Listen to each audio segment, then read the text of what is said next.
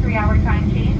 Please remain seated with your seatbelt fastened and your carry-on items stowed until the aircraft is parked at the gate and the captains turn off the seatbelt sign. Please be careful when opening overhead bins to avoid injury from items that may have shifted during flight.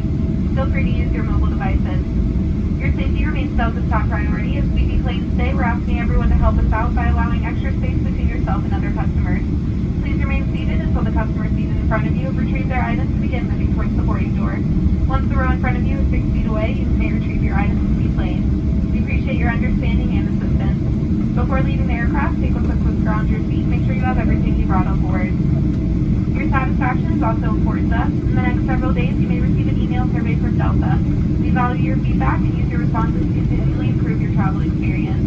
We invite you to download and use the Fly Delta app for all of your future travel needs, including checking in for a flight and managing your SkyMiles account.